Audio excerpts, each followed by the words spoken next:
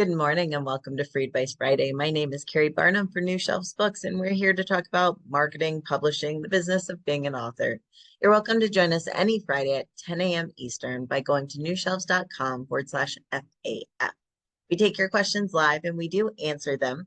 You can also email in questions. So if you can't join us live or you just don't want to forget the question, email it in to info at newshelves.com. We save up those questions. We answer them on Fridays. And of course, we do put our replays on YouTube, which is just New Shelves Books on YouTube.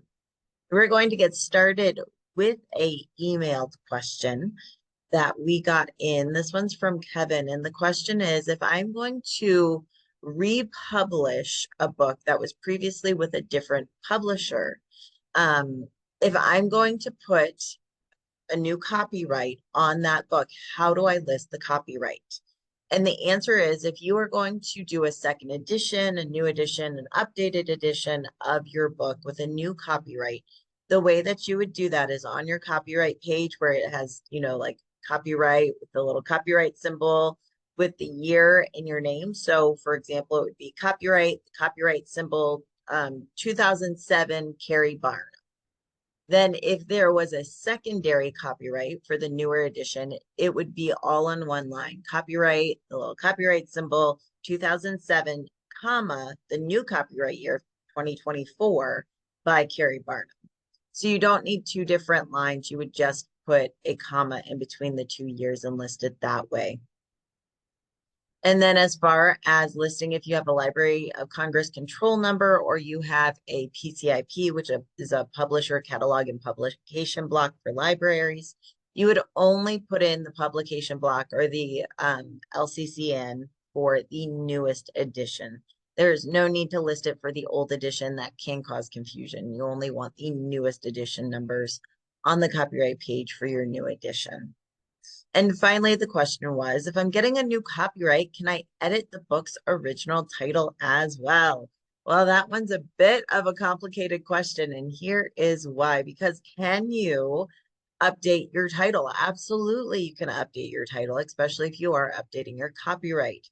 However, if you are updating your title, know that when you go to list that book on Amazon, your reviews will not transfer over. So if you're hoping to do a second edition or new edition of your book, you're hoping to put it up on Amazon specifically, although this pertains to Barnes & Noble as well. If you're hoping to put it up on those sales platforms with a new title, your reviews will not link. Whereas if you keep the title and the author name exactly the same, you can link the first and the second edition or the old and new edition. So all of your reviews travel over to the new book. So that's something to definitely consider. If you've got 2 or 3 reviews, maybe you don't care. It's not really a big deal. But if you've got 20, 30, 50, 500 reviews, it certainly does matter. And that's a whole nother complication. You don't want to lose those reviews, which are social proof and will help you sell your book. Also, keep in mind that if you change the title of the book and you republish, it is required that you list it on both your copyright page and on your sales page that the book was previously published as. So I would say book 2 was previously published as book 1. Keri's best book was previously published as Keri's book is the best, or whatever it is. And that has to be both on the copyright page and on the sales page. It is required by Amazon. If someone complains that they previously bought your book under another title and it's not on your sales page, Amazon can and will take your listing down for the new book. So you don't want to do that. So there are just different things to keep in mind for that process. And hopefully that clarifies some of the little things you're getting snagged on. Let's see. Oh, there we go. Let me see. Questions here. Eileen, question for Eileen. Every time I post something on my author Facebook page, someone puts up an image of their own book in the comments section. I have no idea who this person is. He just posted with no connection to my post. I've been deleting the post because I don't know him. He's never asked if it was okay to do, and I have no idea if it's actually some sort of scam. But because every post is identical, I worry it might be. I'm all for authors helping authors, but I do think they should at least ask or have some reference to my post, not just piggyback on my post. It is so ironic, Eileen, that you had put this question in here. And what do you do when this happens?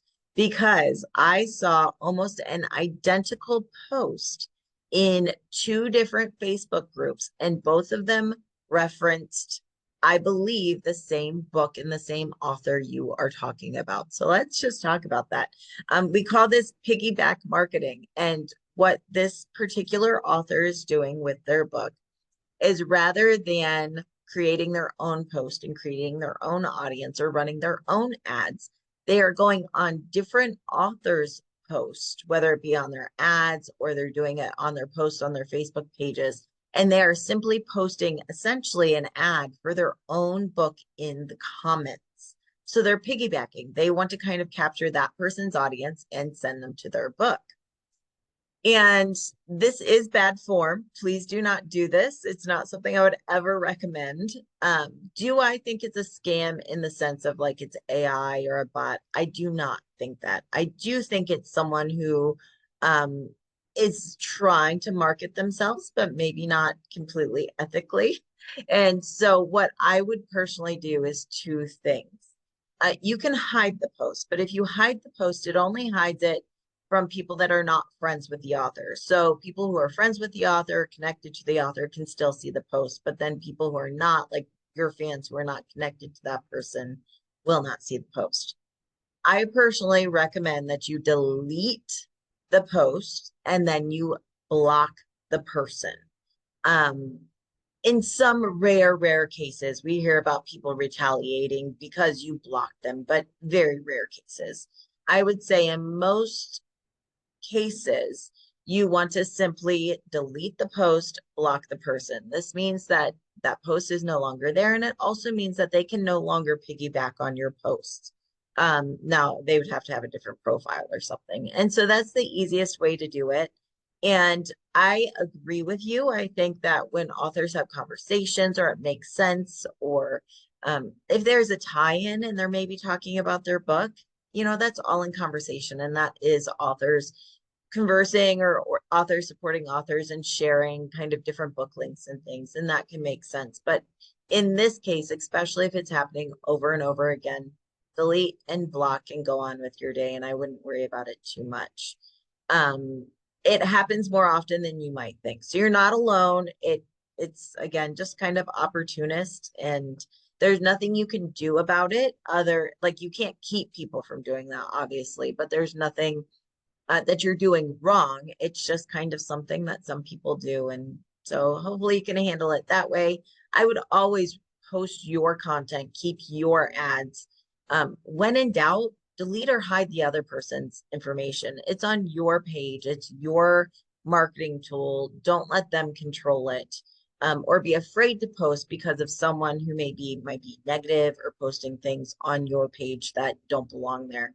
Delete, block, hide, and just kind of go on with it. It's kind of like in daily life, I tell my kids all the time, like, do you need to respond? I understand what they did was wrong or what they did was rude. Did you need to respond? And that's kind of how I think this instance works on social media as well. Now, if we're talking about reposting another author's post or announcement, so for example, if I see a post about, I don't know, let's call it a historical fiction. If I see a post about a historical fiction book set in the Civil War or something that's getting like rave reviews and the author's posting about it, I am welcome to share that post on my own Facebook page or on my own timeline, whatever it is, and say something like, if you loved this book, my historical fiction is set in the same time period, and I've heard it's very similar. That's perfectly fine because I'm posting to my audience on my own page. Not only that, that author's not really going to mind because I'm also sharing their book and giving them more exposure. Even though I'm sharing their post and talking about my book, it's to my audience and I'm still sharing their post. That is perfectly fine. If you have a post from another author that's like going viral and you're like, oh, that's a really good one. Good form is not to take their post and paste it as your own, but you are welcome to share it from their page. And I recommend this all the time as really easy way to get social media content. All of your social media content does not have to be original, brilliant. It can be shared. Follow authors in your genre and share their content. If you've got someone who's got the best memes, I mean, don't share every single one. I mean, let's draw a line there. But absolutely, if you've got someone who posts the best memes and, once or twice a month you see them and just think they're great, share it.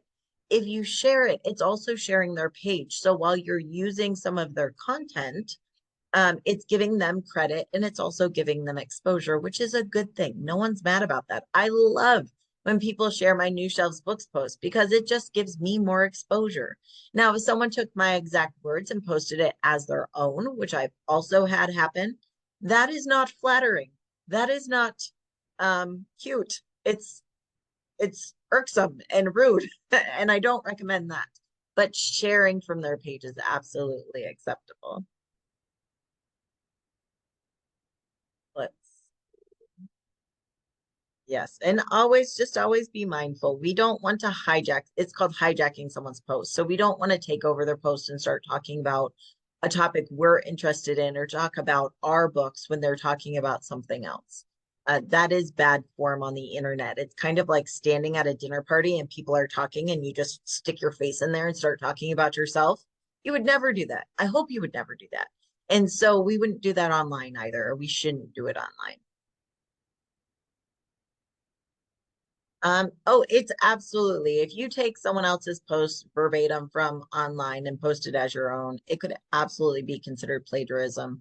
And if ever called out publicly, it would not look very good. So, among reasons of just like decency and like that's not cool, we don't want to do it. There could also be some repercussions that way. Although when you put something out on a public forum, you lose some of um your rights to it in some ways. Like for example, when we post a review on Amazon, it officially becomes like the property of Amazon to use. If we post a review on Spotify, it becomes like Spotify gets the rights to that to use it if they want. So there are, I'm not a lawyer, I'm not giving legal advice, but there are some different things to consider. Let's see. I am getting ready to upload on ACX, but not exclusive. Do I then upload on Findaway Voices? Please remind me how it gets on Chirp. Is it automatic? Yes. So let's talk about audiobooks because there's actually other audiobook news that I'm pretty stoked about. So if you are intending to go wide with your audiobook, um, the most um, to give you the most control, well, to give you the most control, you're going to upload to Kobo, you're going to upload to ACX, you're going to upload to all these different places. That takes a lot of work. The middle of the road is kind of to upload to ACX non-exclusive. This means you will get a 25% royalty on your audiobook. But you go to ACX non-exclusive, that way you have control of your book on ACX. Then you take your audiobook and you go to Findaway Voices. And then when you upload to Findaway Voices, you have access to your audiobook there. And Findaway Voices is an aggregator. They will get your book into Kobo, Barnes and Noble for audiobooks. If you do not have your book, some people are just like, hey, it's a lot of work to have it on ACX and Findaway Voices. I'm just going to put it on Findaway Voices and let them get it over to Audible and iTunes. And that's perfectly acceptable as well. Findaway Voices also get your books up onto Chirp Books. Chirp Books is very well known because they are a sales platform, but they also offer discount books. They are a sister arm to BookBub. So it is a way for authors to promote their discount audiobooks or submit their books to be a discount deal, and it's $4.99 or under for the audiobooks. And then they can also just sell on Chirp Books as well. So that all goes through Findaway Voices. If you're not using Findaway Voices, you can also use Authors Republic as one of the options. to get your audiobook up. If it's like Findaway Voices, Authors Republic, and there's one more that I can't think of at the moment, but they will all get your books up on books. So that's the way that you go about it. Now, I am also very excited to share that BookFunnel, for a very long time, BookFunnel has been in beta for offering audiobook options where you can deliver audiobooks for free to ARC readers, but also so you can sell your books direct to your customers. So just like you can with your ebooks for BookFunnel, where you can list your book on BookFunnel and you can do ARCs and giveaways and different things like that. Now there's an option to do that with your audiobooks as well. So you can upload your audiobooks that are non-exclusive and wide. You can upload them directly to BookFunnel. You can give them away, or you can sell them direct. Most of these sales, they are connected to PayHip or PayPal. So you do not have to have a full point of sale system on your website. BookFunnel does that for you. You upload your audiobooks, you set up your sales page for your audiobook. It's connected to PayPal, so you get paid. And so a consumer then can go to your sales landing page. They can buy the book, pay by PayPal. BookFunnel handles delivery of that audiobook, and you don't have all the fees taken out.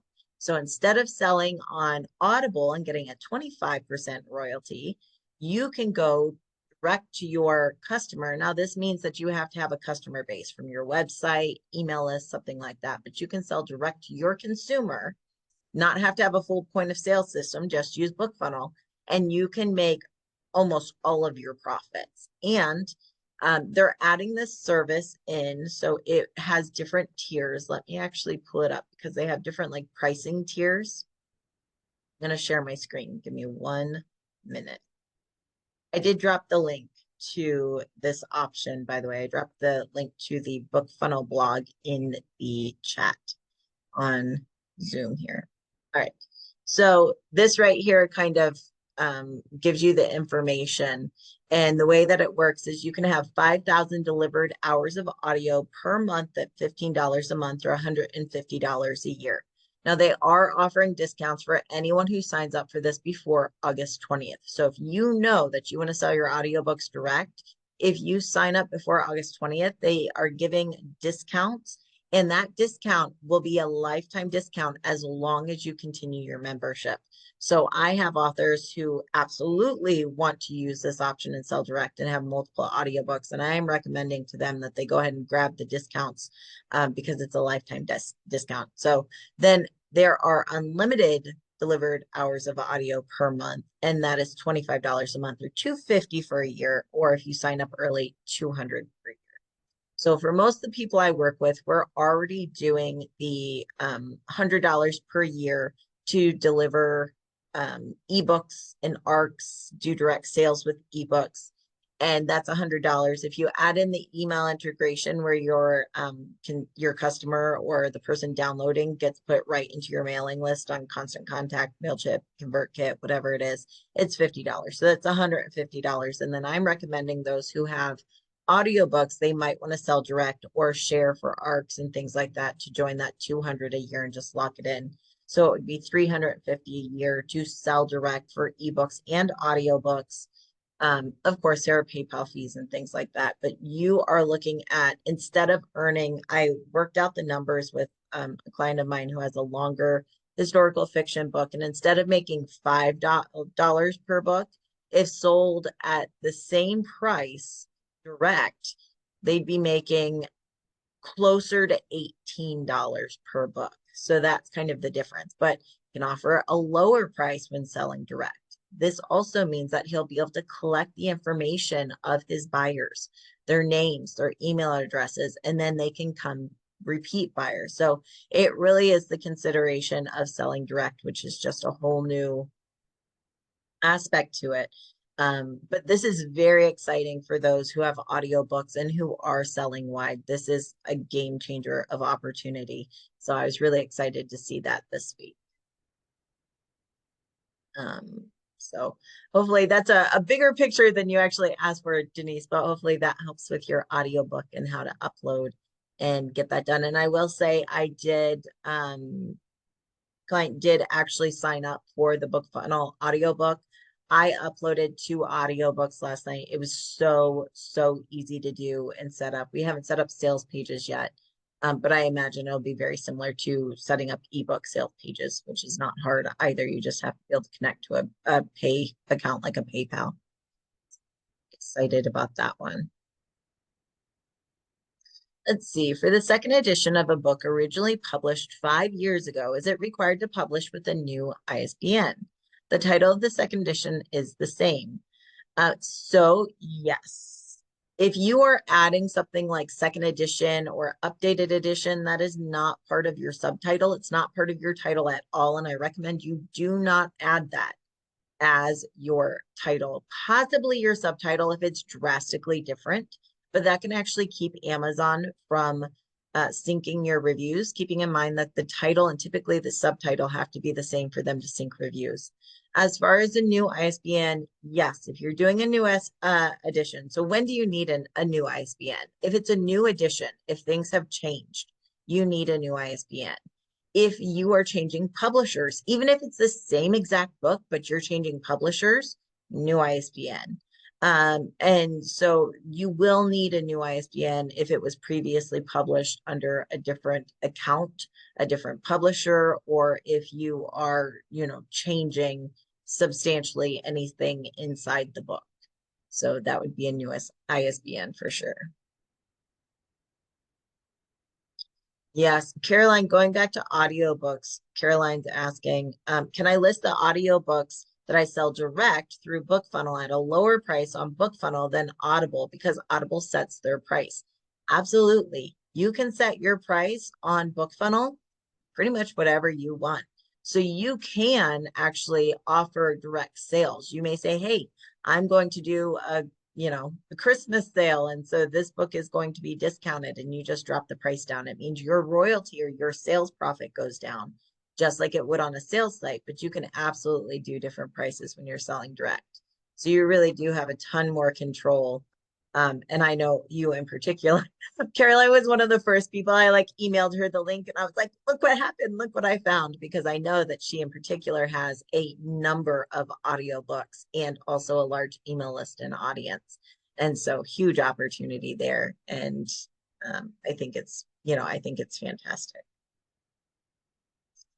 All right. We answered the copyright question. Oh, and good news. So much is being reported on sales and sales numbers. And so I know that we've had some different months. I think it's very interesting to see how sales have been happening this year. We talked about, I think it was 2 weeks ago, we talked about how adult book sales are actually growing. Adult fiction book sales in particular are growing. They're actually up 25% in April. Children's were down, but adults book sales were up. And when we look at the numbers for May 2024, our numbers actually match 2023. So we are kind of leveling off for a couple of years. In 2020 and 2021, book sales skyrocketed just because everyone's staying at home. But as time has gone on, 2022, 2023, we've tended to see a slight decline. And as we move from 2023 to 2024, so far this year and in May, we are seeing kind of that steady match of last year, which is really great to see that we might be evening off. And we're still higher in book sales than we were pre-2020, just lower than when, of course, everyone was kind of stuck at home. So we love to see that kind of happening that way.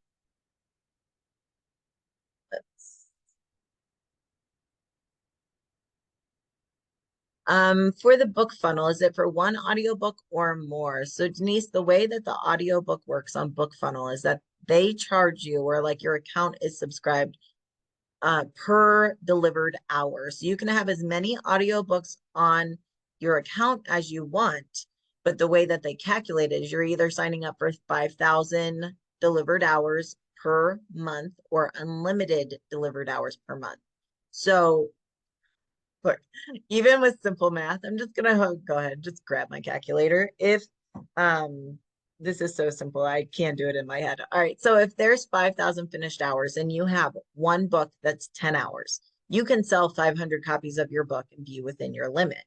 If, however, you have um 5 books that are all 10 hours, then that means that, you're going to be able to sell less of each book. So it's not about how many books you have, it's about how many books you sell, how long they are, and how many delivered hours there are. But you can have as many audiobooks on your account as you want to. Um, and it's definitely, I think it's a great deal.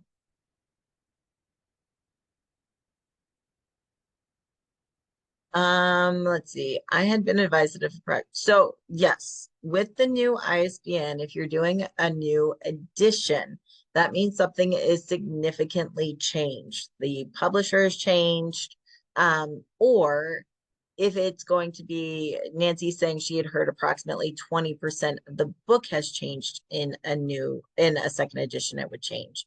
So yes, that's kind of an unofficial rule of thumb is that if you're updating 20% or more, it's a new edition. And if you're updating 20% or more, you can even call it a new expanded or updated edition. But again, this is just unofficial rule of thumb. However, if you're doing a second edition and it's a different publisher, the publisher owns the rights to the ISBN. So you have to have a new ISBN. So a little nuances, depending, there are certainly special cases that might come into play.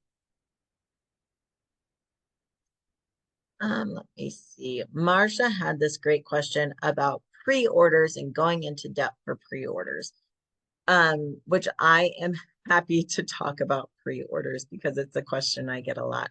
So we know that if you are indie or self-publishing or small press, chances are you're using print on demand. So I will be using these scenarios for the setup, and then I'll talk about pre-orders no matter what kind of author and publisher you are. So if you're setting up for pre-orders as an indie or self-published author, for your ebook, you want to go directly to KDP and put your book for pre-order on KDP. That's Kindle Direct Publishing for Amazon. Now, with that, you will have to have your title, your author name, the basics. You will also need to have your front cover or a holding cover. You can kind of have a cover that's not your final, but it's your hold in place cover. So you will need your front cover. You do not need your ebook file to create a pre-order. So no need for a interior file yet. You do have to upload it prior to the launch. They send you a bunch of emails. I think you have to do it 3 days or 72 hours before your launch. I recommend that you have that ebook file up no later than a week prior to your launch, just to give yourself some cushion. So KDP directly there. If you're going wide with your ebook, meaning you're not going Kindle Unlimited, you're not going Amazon exclusive with your ebook, you can list your ebook as a pre-order going directly to different places like Kobo, Barnes & Noble, iBooks. You can go and list them there with pre-order. You're simply setting your publishing date out. So I would say, okay, my published date is going to be August 1st. And I would put that date as the publication date, which means that it goes on pre-order. If you are using an aggregator like Ingramspark or Draft to Digital, same thing. You can list your pre-order, you list your publishing date for the date in advance that you're aiming for. Again, for Ingramspark, you do need a ebook file, as far as I know. For Draft to Digital, you do not. You can list a ebook pre-order without a file. Now, your print book is a little bit different. KDP does not offer a pre-order for print books. Now, this is confusing because they do offer something called what is it called? A scheduled release. That means you can upload all of your files for your print book in advance and you can schedule the release, but it does not create a sales page. So there is no pre-order for your print book from KDP.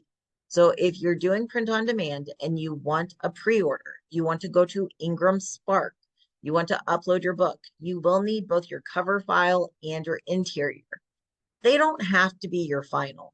They need to be your front cover needs to be able to be seen. But your interior and your cover file are required. They don't necessarily have to be your absolute final. Maybe you're going through proofing or something, and that's okay. You will need to upload your book, your ISBN, your metadata. You're going to upload it like you're going to go live, but you're going to set your publish date in the future. So again, we could set that publishing date for August 1st. Also very important, Ingramspark asked you about an on sale date. That means the date they could start selling to wholesalers and shipping out. If you are not sure when your files are going to be ready, then I don't recommend that you put August 1st for your for your publishing date, your pre-order, and then you put an on sale date of July 1st. That means they're going to be ordering with whatever files are loaded on July 1st. However, if you know you've got your final files and you are going to be listing your book on places like Amazon and selling through Ingramspark, you may want to have that on sale date go a couple days prior so they can order and get those books shipped in the warehouse prior to your launch. But anyway, you're going to set your publish date for the date that you want to publish. You're going to go through the whole process. You're going to submit your book for approval. Once Ingramspark reviews that, let's say you go through all your quality checks and you make it, then you have the approval process. When you have the approval process, you're going to, of course, look at your ebook proof. You're going to check it. And then you are going to select the option that says, Keri Barnum approves this book to be printed, sold, and distributed by myself and others. And I'm going to select that and I'm going to approve the book. Now, that does not mean people can order it right away. What that means is it creates the official sales listing that's pushed out to places like Amazon. This is how we get our Amazon pre-order, is from Ingramspark. This is how it pushes out to Barnes & Noble and everywhere else. Now, I can then, once I have an approved book, I can order copies and override the sale date on my own account. So if I want art copies or advanced copies, I can order them. Everyone else can start to pre-order the book, but they're not actually being printed or shipped out until my publication date. So that is how we create a pre-order using print on demand. That is how we get a pre-order up on Amazon for a print book. It is through Ingramspark. So that is one of the things that you really need to consider. Now, a lot of people then ask me, but what happens when I have my print book on KDP and I make it live on the actual publishing date? All that happens is that all the time, Ingramspark does push your book out to Amazon. But what happens is when your book goes live on KDP as well, KDP prioritizes their own listing over Ingramspark. So when people sign up, especially if they have Amazon Prime, they will see the KDP listing first, and that's what they're more likely to buy. So that's how the actual pre-order setup works for both ebook and print. Now, the more to Marcia's question was, and no, the sales page is directly on the Amazon sales site. Set up and uploads in KDP for Amazon, and then Ingramspark, of course, is separate. But the sales page is just on Amazon for sale. All right, so Marcia's question was more, okay, I have the pre-order up. Why? Why am I doing a pre-order and what do I do with it? There are a couple of reasons to do a pre-order. Number one, if this is your first book, most of the author accounts like Author Central, BookBub, Goodreads, they don't allow you to claim your author pages until your book is listed for sale on a accepted site like Amazon. So by having a pre-order, you actually have a sales page. You have a place where your book is, considered published or available. That means you can claim your Author Central page, your Goodreads page, your BookBub page. And you want to do that prior to your book launch. So you can get all of those set up. So you can claim your book, upload your bio, your headshot, and all of that good stuff. You want to be able to do that in advance. So that's one reason why we want to do a pre-order early. The second reason is if you're doing marketing, if you're sharing things about your book, yes, it's all well and good to say, I have a book coming. It's great to do graphics. I recommend it. However, until you have an official sales page, there's no product in a lot of people's minds. I can tell you I'm publishing a book again and again and again, and most authors and writers have been saying it for years. But until there's a sales page where someone can go see it, possibly even buy it, it's not real to them. It's like, show me the proof. You're publishing a book. Yeah, sure you are. Oh, there's a sales page. You do have a book. You are going to publish it. So it gives you something to actually market and it makes it real. Now, we know that in many cases with a pre-order, if it's a new author, a new unknown author who maybe doesn't have a large audience, then chances of having high pre-orders are fairly low.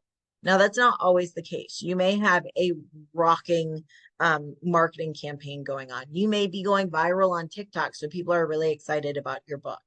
And so in some cases, people will buy the pre-order a lot. Not in all of them. And honestly, don't get down if you feel like people are not pre-ordering. I'm even seeing numbers go down for pre-orders for well-known authors because people would rather just wait until the book comes out, click a button, get it the next day, rather than pre-ordering and kind of committing their money months in advance. So number one, you get your author profiles. Number two, it makes it real. When you're marketing it, it makes it real. Number three, having that link in advance makes scheduling everything for your launch date so much easier.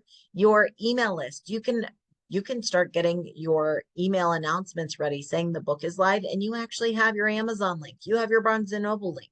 So you can start doing that in advance. You're not feeling so rushed and busy on launch day. You're setting yourself up for success. I had 2 launches, actually. I had 2 book launches on the 18th this week. And I met with one of the authors on launch day, and I said, I feel like we've done something wrong because there's nothing to do. And it was simply because we had planned ahead well. We had a pre-order, we had things scheduled, and it just made life easier. Another reason to do a pre-order, if you are really trying to hit list, whether it be USA Today, New York Times, which we know is so politically involved and has a lot of, it's not just based on sales, essentially. So that's very hard to hit, especially for a debut author who is not backed by a large publishing house, but it's possible.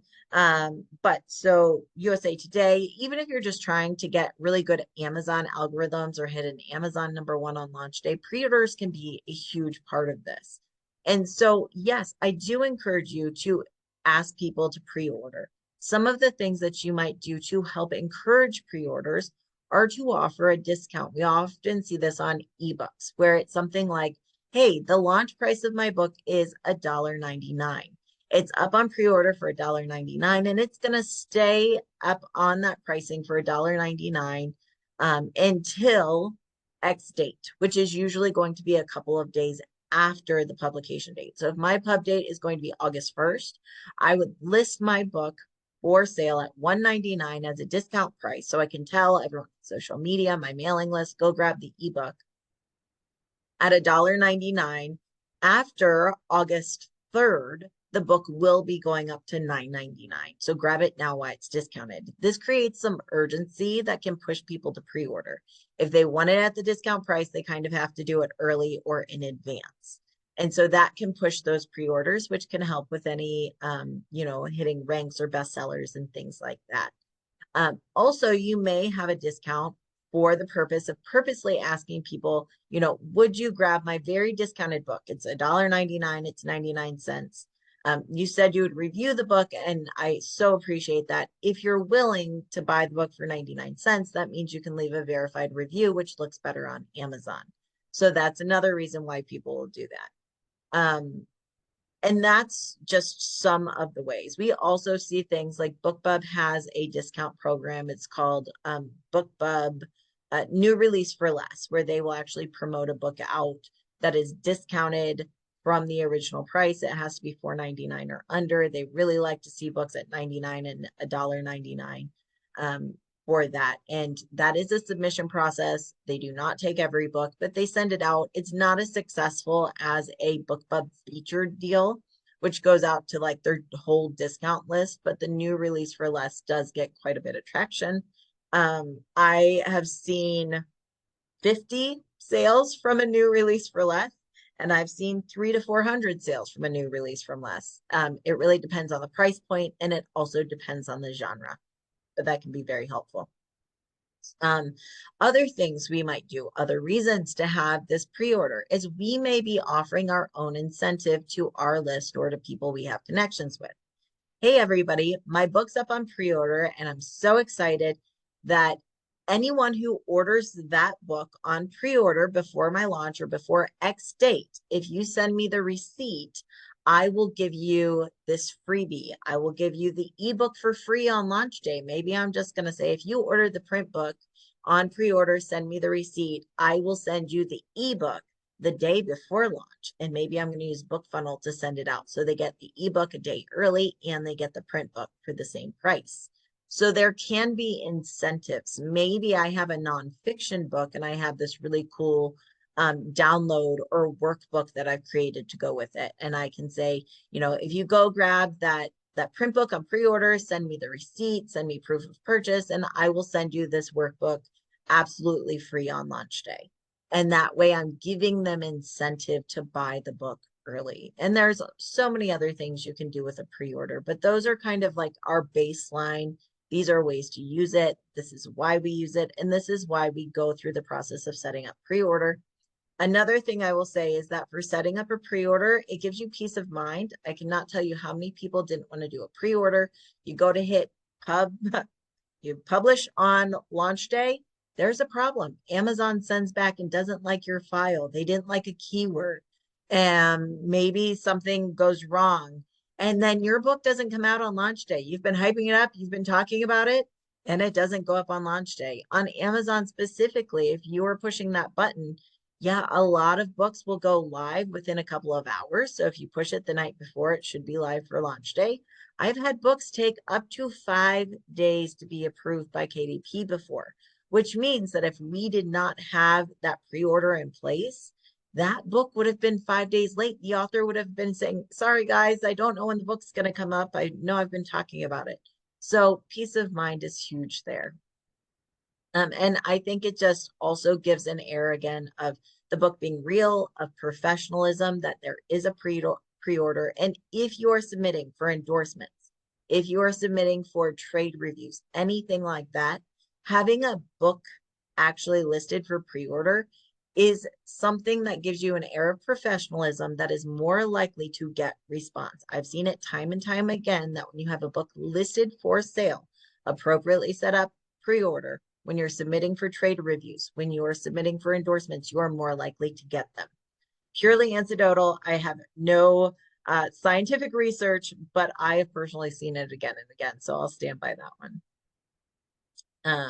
So hopefully that kind of helps you understand pre-orders, why we do them, why we might invest in them, and why they're important.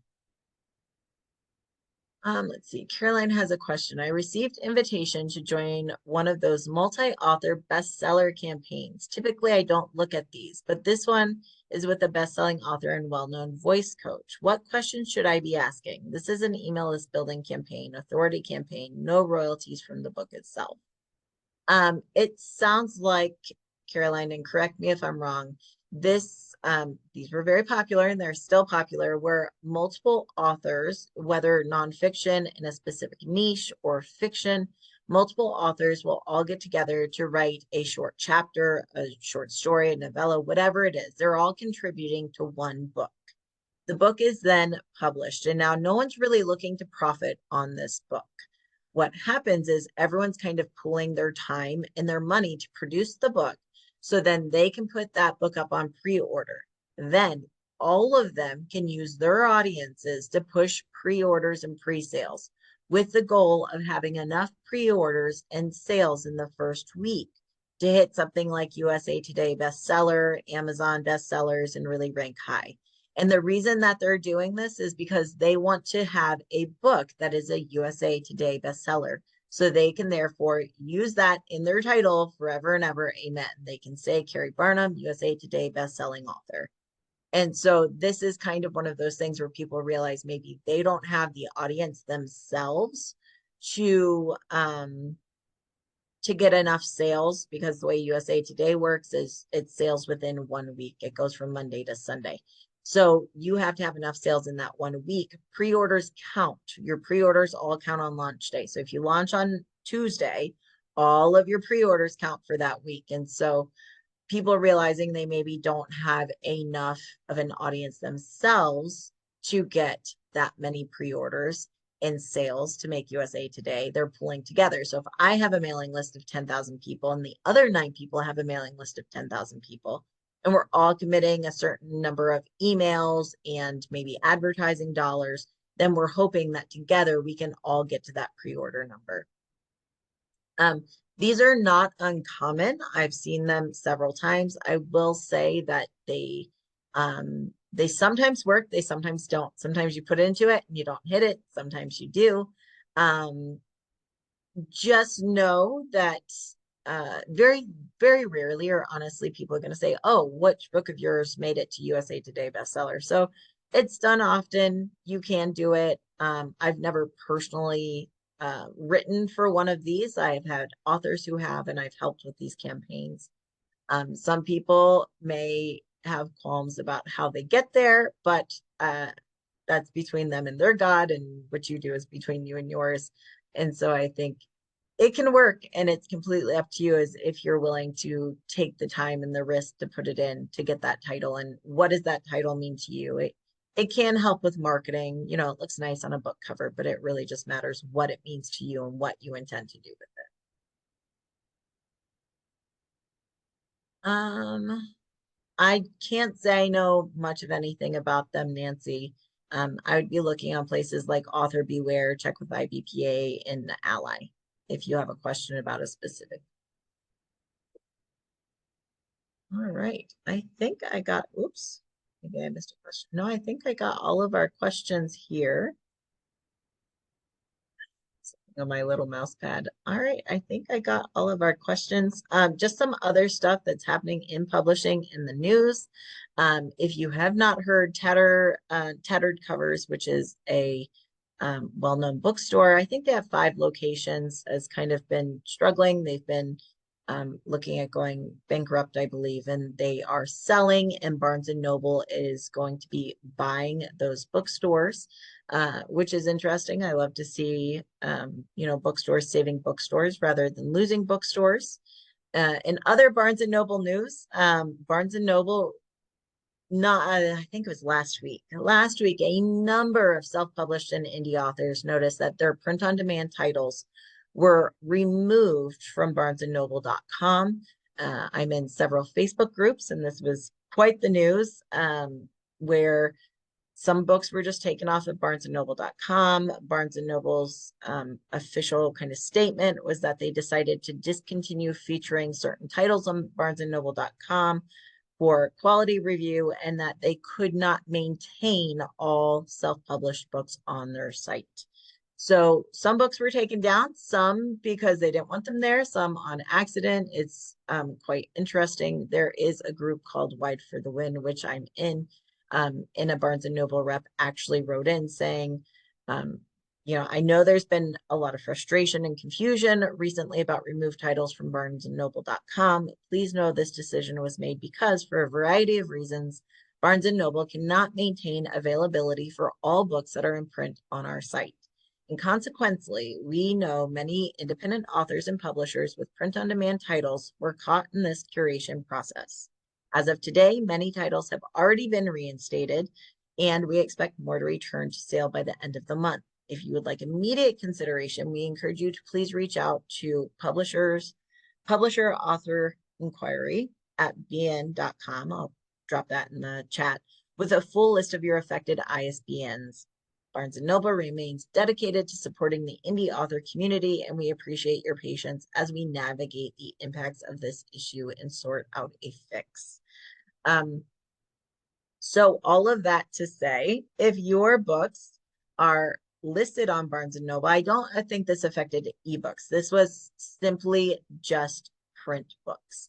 If your print books are listed on barnesandnoble.com, go check them. Go check your ISBNs. If your books are not there, I'm going to drop the part where it had the actual email address right here in our chat. So it's publishers,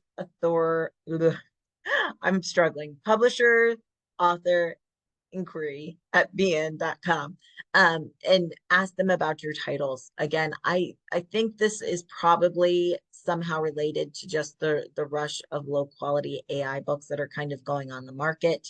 And as happens with print on demand, because a lot of those AI books are being put out through, or low content books are being put out through print on demand options, sometimes, legitimate indie publishers and authors who've even been selling books through Barnes and Noble are lumped in there. So if you have books on bn.com, go check your ISBNs, make sure you aren't kind of rolled into that so that you can kind of keep on top and keep your books selling through barnesandnoble.com. All right, you guys, I think that's all for today. Thank you for being here. I plan to be here next week. So absolutely, if you have questions, email them in. Join us live at newshelves.com/FAF. If I didn't get to your question today, I am so sorry. Email it over. It'll be one of the first I answer next week on Free Advice Friday. Thanks for being here, everybody. Have a great weekend, and I'll see you next week.